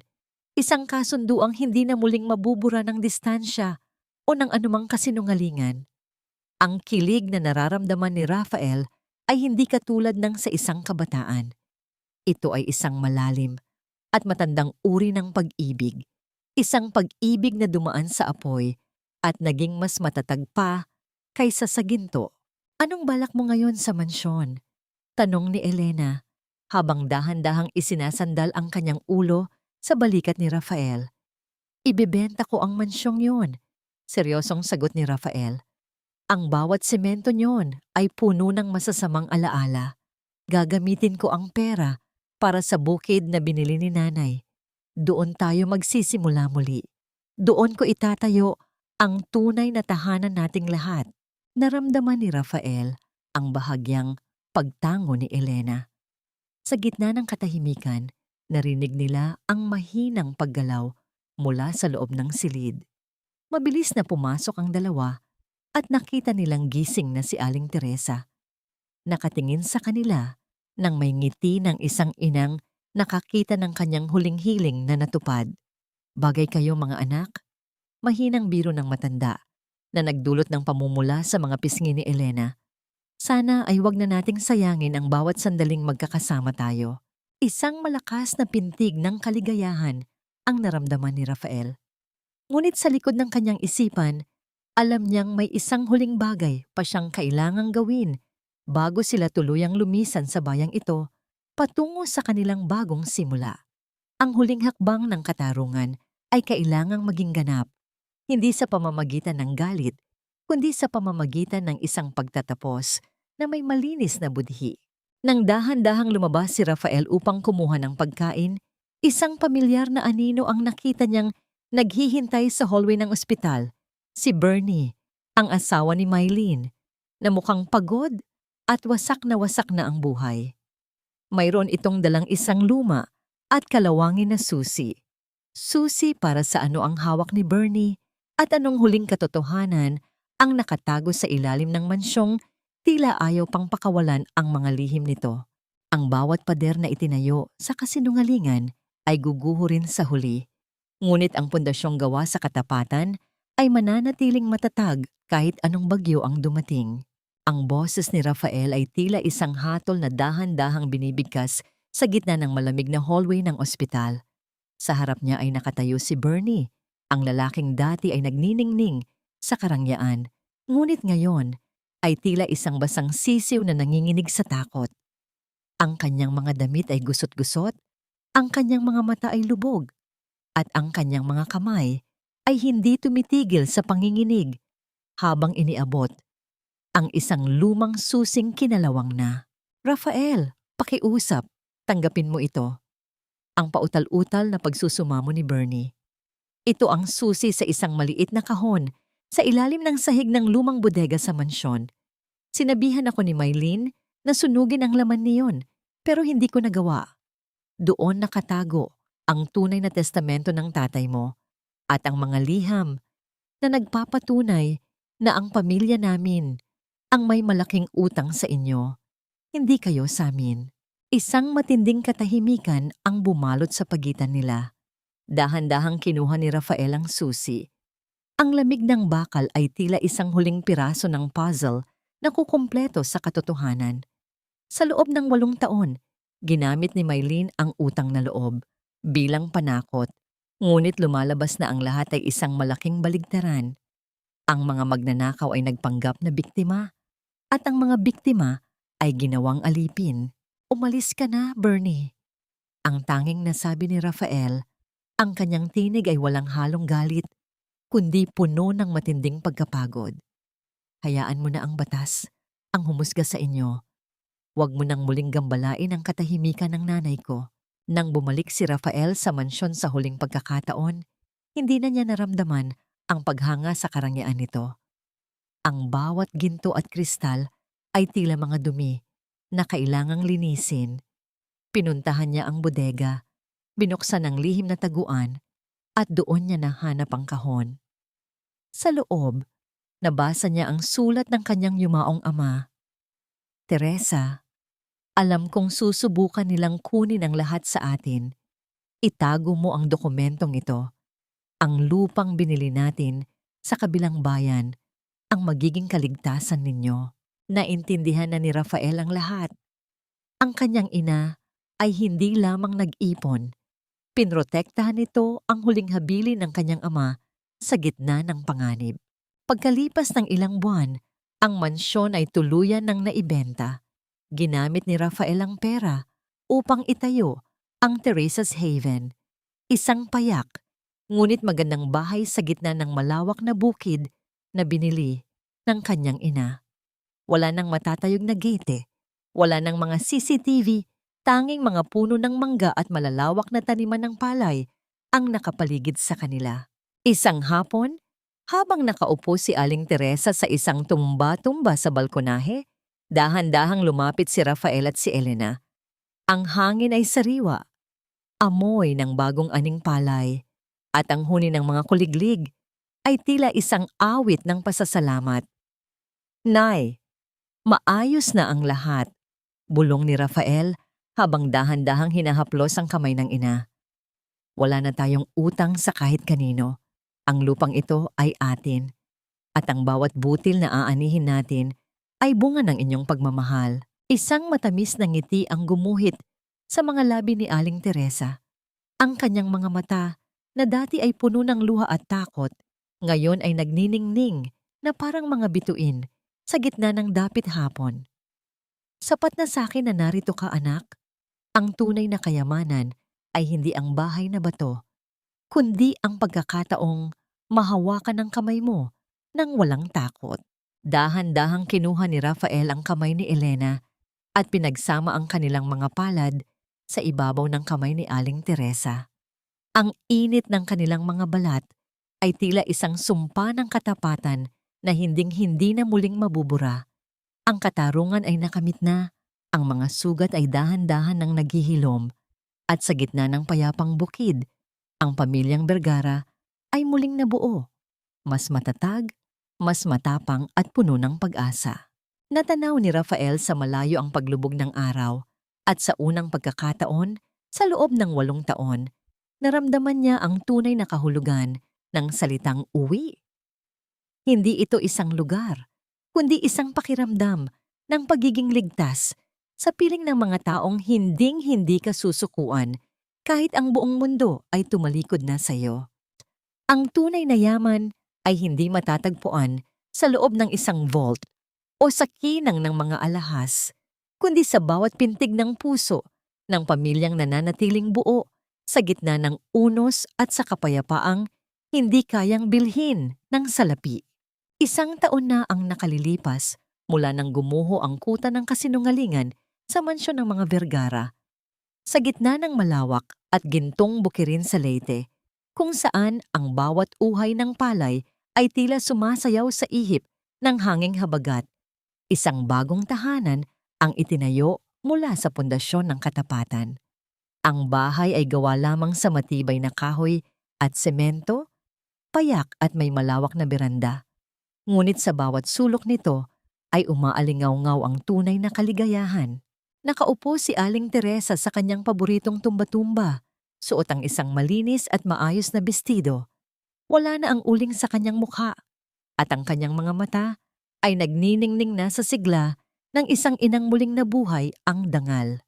Sa kanyang kandungan ay nakapatong ang isang album ng mga bagong litrato. Hindi na mga peking video mula sa Dubai, kundi mga tunay na alaala ng kanilang bawat hapunan, bawat tawanan, at bawat panalangin magkakasama silang tatlo. Dahan-dahang lumapit si Rafael, bit-bit ang isang baso ng sariwang buko juice. Ang kanyang balat ay mas lalong naging kayumanggi dahil sa pagtatrabaho sa kanilang sariling bukid.